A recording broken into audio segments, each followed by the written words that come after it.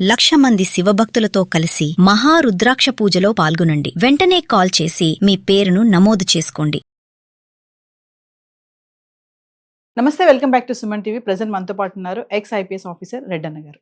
నమస్తే సార్. నమస్కారం అండి. సార్, లోహాగఢ్ ఫోర్ట్లో జరిగినటువంటి ఇన్సిడెంట్ ఆల్రెడీ మీకు తెలుసు, మనం వీడియో చేసాం ఆల్రెడీ. కేతన్ అగర్వాల్ అండ్ సియా కాబోయే ఫియాన్సీని 400 అడుగుల ఎత్తులోంచి తోసివేసి చంపేయడం జరిగింది. ఇప్పుడు సీన్ రీక్రియేషన్ చేశారని చెప్పేసి కూడా చూస్తున్నాం మనము. ఆల్రెడీ మనం న్యూస్ కనుక ఓపెన్ చేస్తే, రీల్స్ కనుక ఓపెన్ చేస్తే అంత ఇదే ట్రెండ్ అవుతుంది సార్. అసలు అమ్మాయిలు ఎంత దారుణంగా తయారయ్యారు, ఇంత భయపడకుండా ఇట్లా ఎందుకు చంపేస్తున్నారు, పెళ్లి ఇష్టం లేదా ఇష్టం లేదని చెప్పొచ్చు కదా, చంపడం వరకు వెళ్ళే హక్కు వాళ్ళకి ఎవరు ఇచ్చారు అని చెప్పేసి. ఒక్కసారి సార్, సీన్ రీక్రియేషన్ అన్నారు కదా, అసలు ఏం జరిగింది ఏంటి? ఏదైనా అఫెన్స్లో భారతదేశం మొత్తం మీద మర్డర్ జరగండి, లేదు వేరే దోపిడీలు జరగండి, దొంగతనాలు జరగండి, ఏదన్నా క్లూస్ ఎక్కువగా కావాలి అని అనుకుంటే పోలీస్ ఆఫీసర్సు ఎక్కడైతే ఆ ప్రదేశంలో ఏమి జరిగిందో అది దాన్ని యాజ్ ఇట్ ఈజ్గా మళ్ళీ ఇంకొకసారి, ఇప్పుడు మనిషిని మర్డర్ చేశారనుకోండి, అంతే ఎత్తు అంతే బరువు ఉన్న వ్యక్తిని అక్కడికి తీసుకెళ్ళి ఆ విధంగా మళ్ళీ ఏమైతే జరిగిందో, ముద్దాయి ఒప్పుదల స్టేట్మెంట్లో నేను ఈ విధంగా అక్కడ ఆయన చెట్టు దగ్గర నిలబడుకొని ఉంటే నేను పోయి కత్తి తీసుకొని ఇట్లా పొడిచాను, అంతే హైట్, ఎక్కడ కుడిపక్క ఆయనకి ఇప్పుడు పొడిచేవాడికి కూడా ఎడం వైపు ఇది ఉందా, కొందరు ఎడం చేతి వాతం ఉంటుంది. సో ఎడం చేతి వాడు ఎట్టి పరిస్థితుల్లో ఎడం వైపుకే పొడుస్తాడు, కుడివైపుకి పొడవలేడు, పొడిచేతోడు కుడివైపుకే పొడుస్తాడు. సో ఆ విధంగా సీన్ని మళ్ళీ రీక్రియేట్ చేస్తారు.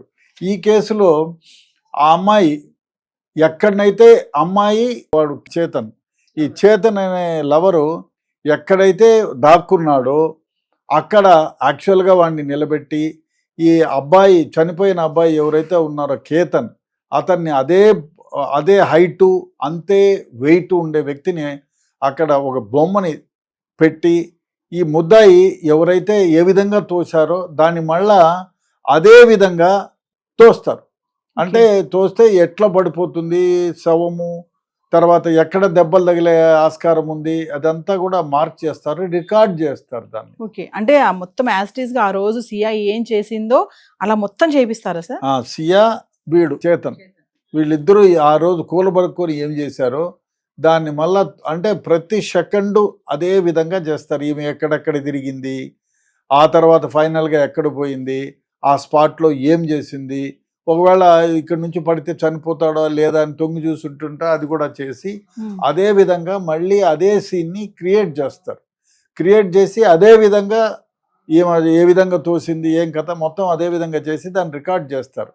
అంటే కొన్ని సందర్భాల్లో ప్రాబబిలిటీస్ ఏ విధంగా ఉంటాయి ఫర్దర్గా, ఇప్పుడు ఆ విధంగా తోసినప్పుడు ఎవరైనా చూసింటారా, ఏ యాంగిల్లో తోసింది, ఎక్కడి నుండి తోసింది, అక్కడేమన్నా సెక్యూరిటీ గార్డ్స్ చూసే ఆస్కారం ఉందా, వాళ్ళని మళ్ళీ స్టేట్మెంట్ రికార్డ్ చేయడానికి దీన్ని ఈ విధంగా చేసి రికార్డ్ చేస్తారు.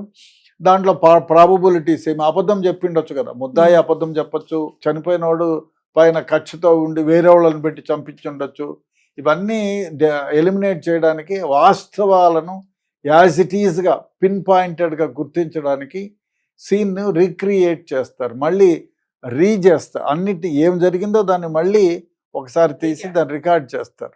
చేసి దాని ద్వారా దాన్ని రికార్డ్ చేసి దాంట్లో లోటుపాట్లు ఏమున్నాయి, ఇన్వెస్టిగేషన్లో ఏ విధంగా తీసుకురావాలి దాన్నని వాళ్ళు ఇన్వెస్టిగేషన్ ఆఫీసర్ ఎవరైతే ఉన్నారో వాళ్ళు దాన్ని చేస్తారు. అందుకోసమే నేను సీన్ రీక్రియేట్ చేస్తారు. అంటే సార్, సీన్ రీక్రియేషన్ అనేది అంటే ఇప్పుడు ఎవరైతే తప్పు చేస్తున్నారో వాళ్ళు ఒప్పుకున్నాక దాన్ని ఎలా చేశారనే దానికోసం అక్కడ పాయింట్ ఆఫ్ వ్యూ తీసుకెళ్తారా సార్? తీసుకెళ్తారు. అదే కాకుండా కొన్ని దాంట్లో డైరెక్ట్ విట్నెస్ ఉంటారు. కొన్ని కేసెస్లో ఇప్పుడు ఆ ముసలాయన ఇక్కడ ఇండస్ట్రియలిస్ట్ చంపిన కేసులో డైరెక్ట్ గా చూసిన విట్నెస్ ఉన్నారు, దానికి అవసరం లే, అయినా కూడా రిక్రియేట్ చేస్తారు. అయినా కూడా చేసి ఎట్లా చనిపోయింది, ఎక్కడి నుంచి పొడిచాడు, ఎంత దూరం నుంచి చూశాడు, కిటికీలో నుంచి చూశాడా, ఇప్పుడు డెకాయిడ్ రాబరీలు జరుగుతాయి, ఎక్కడి నుండి రాబరీ చేశారు, వాళ్ళు ఎక్కడెక్కడ నిల్చుకున్నారు, వాళ్ళతో ముందు సపోజ్ వచ్చే దారిలో ఏమేమి పాయింట్లు, అంటే ఇప్పుడు వీళ్ళు వచ్చిన దారిలో వస్తే ఎక్కడెక్కడ సీసీ ఫుటేజ్లు ఉంటాయి, ఆ సీసీ ఫుటేజ్లో వీళ్ళు ఎక్కడైనా దొరుకుతారా, ఉమ్. ఇవన్నిటిని గుర్తించడానికి ఆ సీన్ని మళ్ళీ ఇంకోసారి రీక్రియేట్ చేస్తారు. అంటే సీన్ రీక్రియేషన్ లో కూడా అబద్ధాలు చెప్పినటువంటి సందర్భాలు ఏమైనా ఉన్నాయా సార్? చాలా చెప్తారు. చెప్తే మళ్ళీ ఏంది నువ్వు చెప్పింది ఇది, ఇక్కడ ఈ విధంగా ఉంది అని చెప్పి మళ్ళీ క్వశ్చన్ చేస్తారు, మళ్ళీ ఇంట్రాగేట్ చేస్తారు. ఇంట్రాగేట్ చేసి ఇది మీరు చెప్పింది అబద్ధము అని చెప్పి చెప్తారు. సపోజ్ వాడిని ఎక్కడో మొదటి అంతస్తు నుంచి రెండో అంతస్తుకు తోసినారే అనుకుందాం. తోసినారు అనుకున్నప్పుడు కింద మామూలుగా పెద్ద పొదలు ఉంటాయి, చెట్ల పొదలు. అవును. దాని మీద పడితే చనిపోరు కదా. ఎస్. సపోజ్ 10 అడుగుల పై నుంచి కింద మంచి గ్రాస్ అదంతా ఉంటుంది, చెట్ల పొదలు ఉంటాయి. తోసేస్తే కింద పడి చావడానికి ఆస్కారం లేదు కదా.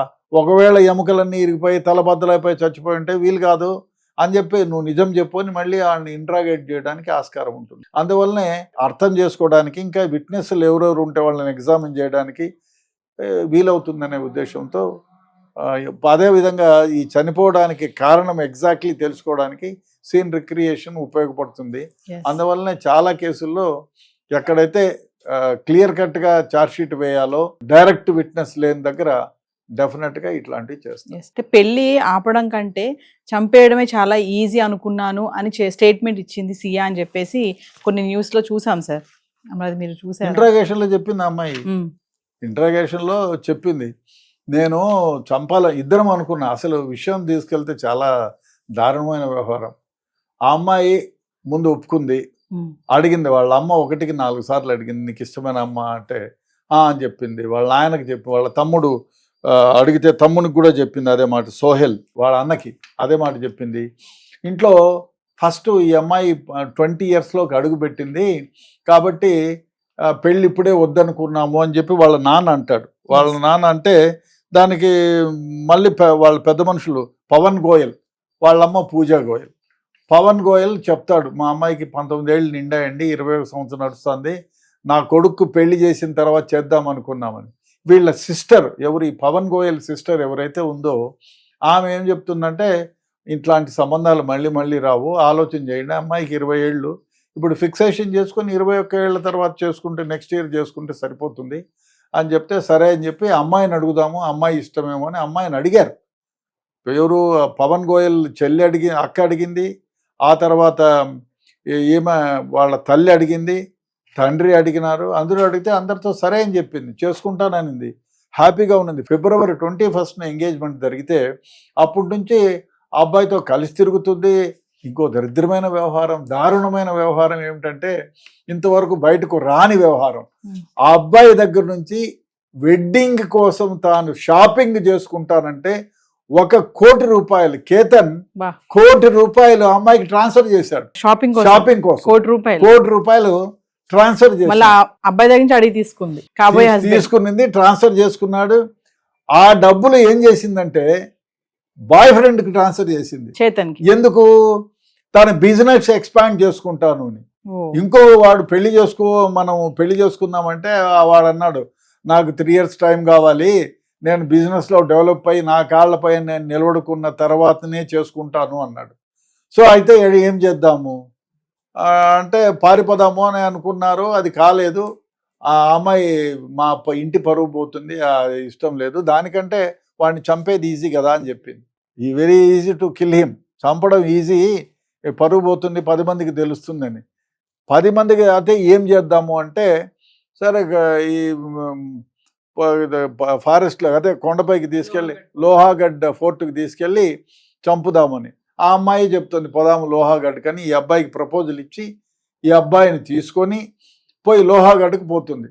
ముందే ఒకసారి పోయి చూసింది, ఆ రోజు చూసి చంపాలని ప్లాన్ చేసింది. That is on 14th. Location కి వెళ్ళి ముందుగానే 31st మేనే పోయింది. 31st మే పోయి చూసుకొచ్చినారు, ఇద్దరు పోయిచ్చినారు, కేతన్ ఈమె పోయిచ్చినారు. మళ్ళీ 14వ తేదీ పోదామని మళ్ళీ ఒత్తిడి తెస్తే వైఫ్ తో కొంచెం స్పెండ్ చేయాలా ఏకాంతంగా అనుకునిందేమో అని మళ్ళా తీసుకెళ్తే ఆ రోజు తోసింది.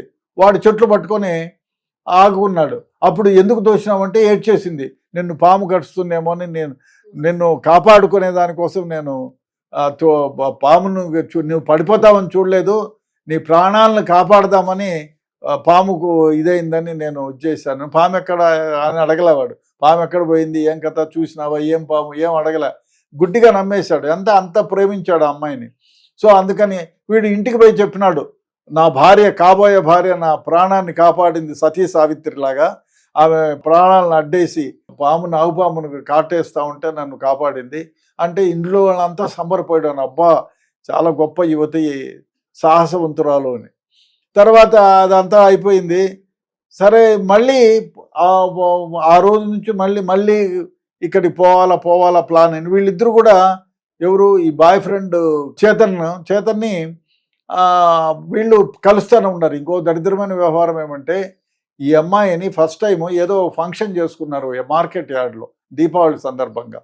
ఆ ఫంక్షన్లో వీడిని కలిసి అప్పటి నుంచి వీళ్ళు ప్రేమికులై దాదాపు 2450 సార్లు ఫోన్లు చేసుకున్నారు. దాదాపు 250 గంటలు వీళ్ళు మాట్లాడుకున్నారు అన్నీ. ఆయన కలుసుకున్నారు, శారీరకంగా కూడా కలిసే ఉంటారు, అది బయటకు వస్తుంది, అది చెప్పటం లేదు, అన్నీ జరిగి ఉంటాయి. సో వీళ్ళు పెళ్లి చేసుకోవాలంటే వాడు 3 ఏళ్ళు పడుతుంది నాకు అన్నాడు. మరి ఈ అమ్మ సంబంధం వచ్చిన తర్వాత ఎట్లా అని డబ్బులు అడిగితే, డబ్బులు 1 కోటి రూపాయలు ఇస్తే వీడు డెవలప్ కావడానికి ఇచ్చినారు. మరి ఏం చేద్దామంటే చంపేద్దామని. అదే easy, very easy to kill him, పరువు పోదు ఏం పోదు అని చెప్పింది. లోహాగడ్డకి మళ్ళీ ప్లాన్ చేసింది 18వ తారీఖున. ప్లాన్ చేసి తీసుకెళ్ళింది. వీడేం చేసినాడు, వీడిని ఏ విధంగా చంపాలని వాడు టెంపరేచరు 37-35 ఉండగా హుడీ వేసుకొని, బాగా చలిపెట్టే ప్రదేశంలో హుడీ వేసుకొని, ఎవరికి కనపడకుండా అద్దాలు పెట్టుకొని హుడీ వేసుకొని వీడు ఫాలో అయినాడు. ఇంకా 2-3 గంటల్లో చంపుతామనంగా, 2-3 గంటల్లో చంపుతామనంగానే ఏమో వీళ్ళిద్దరు రెస్టారెంట్లో కూర్చొని ప్లాన్ చేసుకుంటారు. సీసీ ఫుటేజ్ వచ్చింది. ప్లాన్ చేసుకొని ఇట్లా అని. అయితే వీడేం చేసినాడు, ఈ ముద్దాయి కేతన్ గాడు ఈడేం చేసినాడంటే, తన ఫోన్ని అమ్మో ట్రాక్ అవుతుందని చెప్పి తన ఫోన్ తీసుకుపోయి షాపులో పెట్టి, షాపోడి ఫోన్ వీడి తీసుకొని ఇంకోటి కూడా అలిబి క్రియేట్ చేసుకోవడానికి, మర్డర్ చేసినా కూడా నా పేరు రాకూడదు, నా గర్ల్ ఫ్రెండ్ పేరు రాకూడదు అని వాని ఫోన్ ఆన్లో పెట్టేసి, ఏమి ఫోన్ వచ్చినా మాట్లాడండి అని వాళ్ళకి చెప్పినాడు. అంటే నేను షాపులోనే ఉన్నట్టు అలిబి క్రియేట్ చేసి ఆ షాపులో పనిచేసే వర్కర్ ఫోన్ తీసుకొని బయలుదేరు. దాన్ని కూడా మధ్యలో ఆపుతా వచ్చేస్తుంది, ఎందుకంటే లొకేషన్ ట్రేస్ అవుతుందని. సో అది కూడా చేసి వచ్చాడు.